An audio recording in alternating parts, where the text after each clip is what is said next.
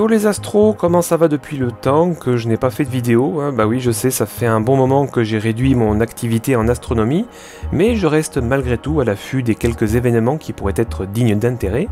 Et bien justement, là, on a une nouvelle comète très prometteuse dont il fallait absolument que je vous parle. Et ben c'est parti.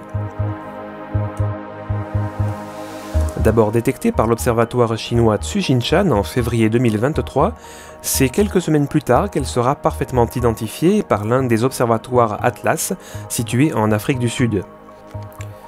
Ainsi, elle sera baptisée C2023 A3 Tsuchinshan Atlas, et il s'agit là d'une comète à très longue période, mais qui ne fera en fait qu'un seul passage dans notre système. D'ailleurs, elle vient tout juste de passer au plus près du Soleil ce vendredi 27 septembre avec une élongation de 23 degrés et cette configuration orbitale la rend d'ores et déjà observable très tôt le matin à l'est, à condition d'observer depuis l'hémisphère sud. Et oui, malheureusement pour nous, au nord, elle est actuellement trop proche de l'horizon pour être discernable. Mais bon, ne vous inquiétez pas car elle va très rapidement remonter dans l'hémisphère nord, en passant dans un premier temps entre la Terre et le Soleil le 9 octobre. Finalement, c'est à partir du samedi 12 octobre qu'elle passera au plus près de la Terre, avec une élongation de 16 degrés et une magnitude proche de 1, soit une luminosité relativement proche des étoiles les plus brillantes. À partir de ce moment-là, tous les regards devront se tourner à l'ouest juste après le coucher du soleil dans l'espoir de discerner la chevelure de la comète dans les lueurs du crépuscule. Ensuite, elle poursuivra sa course folle, se détachant chaque jour un peu plus de l'horizon, ce qui nous permettra de l'observer de plus en plus tard dans la soirée. Mais fatalement, en s'éloignant aussi rapidement du soleil, son éclat s'ableflira, mais tout à fait. Mais fatalement, en s'éloignant aussi rapidement du soleil, son éclat s'affaiblira tout aussi rapidement, la faisant disparaître du ciel nocturne probablement d'ici le 20 octobre.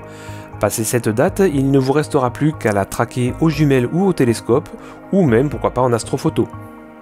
Vous l'avez compris, on s'attend clairement à un spectacle comme on n'en a pas eu depuis Neowise en 2020, mais il convient de rappeler que ça reste des astres imprévisibles, et d'ailleurs on espère tous qu'elle survivra à son passage aussi proche du Soleil. En effet, on garde tous en mémoire ces quelques autres comètes qui étaient toutes très prometteuses, mais qui se sont malheureusement désintégrées, justement en passant à ce point critique. Alors en attendant, eh bien on croise tous les doigts. Passons maintenant à un autre événement beaucoup plus rare et pourtant sur le point de se produire, l'explosion d'une nova. Alors notez bien ici que j'ai dit nova et non pas supernova, mais alors quelle est la différence et à quoi doit-on s'attendre? Eh bien je vais tout vous expliquer. Déjà commençons par rappeler qu'une supernova c'est l'explosion d'une géante rouge en fin de vie. Elle se caractérise par l'effondrement de son cœur sous son propre poids, formant ainsi une naine blanche et libérant une énergie cataclysmique, pulvérisant alors le reste de l'étoile. Toute cette matière éjectée forme alors un nuage de gaz en expansion rapide, éclairé et ionisé par la naine blanche restée en son centre. Ce sont les fameuses nébuleuses planétaires. Maintenant, nous allons voir ce qu'est une nova, avec l'étoile Tau, située dans la constellation de la couronne boréale, mais actuellement invisible à l'œil nu. Plus précisément, il s'agit là d'un système binaire composé d'une géante rouge et d'une naine blanche. La géante rouge, bien qu'en fin de vie, est encore bien loin d'exploser, mais elle éjecte déjà de grandes quantités de gaz. La naine blanche, très dense et très proche, capture ce gaz et le concentre, produisant ainsi une nouvelle réaction de fusion nucléaire. Lorsque trop de gaz se sera accumulé sur la naine blanche, la réaction explosera en nova, sans pour autant détruire les deux étoiles, ce qui permet alors au cycle de se répéter à des intervalles réguliers d'environ 80 ans. Et bien justement, la dernière qui a été observée date d'il y a 78 ans, et la NASA a récemment constaté une fluctuation de luminosité caractéristique et en a déduit que la prochaine nova aurait lieu d'ici septembre 2024. Cependant, ça reste un phénomène très imprévisible, et pour l'instant, la nova tant attendue n'a toujours pas eu lieu. D'ici là, tout ce qu'on peut faire, c'est guetter son apparition dans la constellation de la couronne boréale. En début de nuit, à l'ouest, vous devriez facilement repérer ces 7 étoiles en arc de cercle situées en haut à gauche de la constellation du Bouvier.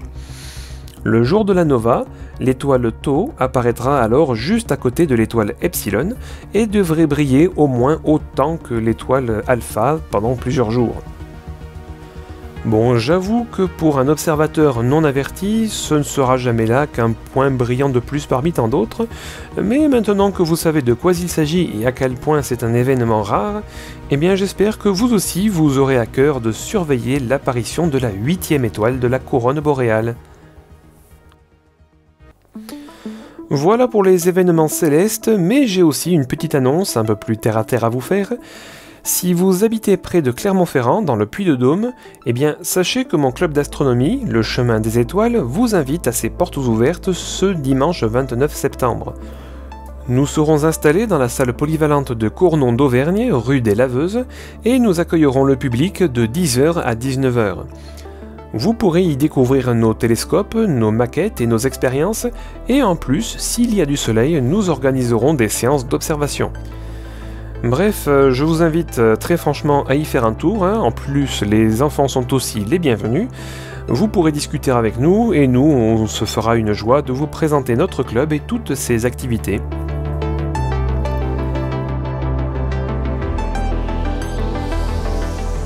Bon allez, quelques mots sur la chaîne avant de finir. Donc, vous l'avez remarqué, je l'ai dit en début de vidéo, j'ai pas mal réduit mon rythme de vidéo cette année. Et ça vient juste d'une petite lassitude vis-à-vis de l'astronomie, hein. Rien de grave, je suis toujours aussi intéressé par l'astronomie, c'est juste que je suis beaucoup moins impliqué dans cette passion-là en ce moment. Mais malgré tout, ça ne m'empêche pas de rester à l'affût des quelques événements astro qui méritent qu'on en parle. Et d'où cette vidéo que j'ai bien pris le temps de monter correctement jusqu'au bout. Bon après, c'est clair que tous les projets que j'avais en tête pour la chaîne, je suis pas sûr qu'ils soient tous menés à bien.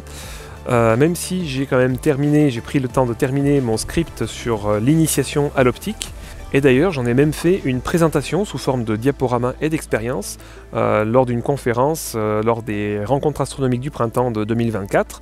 Prestation qui a bien été reçue. D'ailleurs, j'ai filmé l'intégralité de la conférence. Je ne sais pas encore si j'en ferai un montage ou si je tournerai une vidéo spécialement dédiée, mais je pense que c'est plutôt ça que je vais faire. Donc voilà, c'est des projets que pour l'instant je mets un peu de côté, je les reprendrai peut-être plus tard. D'ailleurs, si j'arrive à observer et la nova et la comète, il n'est pas impossible que ça relance fortement mon goût pour l'astronomie et que je me remette à faire des vidéos plus souvent. Bref, vous inquiétez pas, la chaîne n'est pas morte, elle tourne juste fortement au ralenti, je la mets un peu en pause pour le moment, au profit de mon autre passion qui est le parapente. Et oui, depuis le mois d'avril, là, je me suis lancé dans cette nouvelle activité, un sport formidable. Un peu casse-gueule, certes, hein, je vais vous mettre quelques extraits de vidéos, parce que figurez-vous que je filme quasiment tous mes vols. D'ailleurs, je dois avoir un téra de vidéos sans problème de ma GoPro, là, donc il va falloir que je trouve quoi en faire. Et du coup, je me dis, quoi de mieux que d'ouvrir une nouvelle chaîne qui serait dédiée au partage de ma passion pour le vol libre. Donc voilà, si ça vous intéresse de découvrir mes aventures à bord de mon chiffon volant, n'hésitez pas à me le dire. Moi de toute façon, je pense que dès que la chaîne sera créée, je mettrai des liens un peu partout, j'en ferai un peu la promotion. Voilà, que dire de plus? Pas grand chose. Je vous souhaite bonne chance et bon courage pour observer ces deux événements tant attendus. Et puis, ma foi, on se dit à la prochaine. Allez, salut!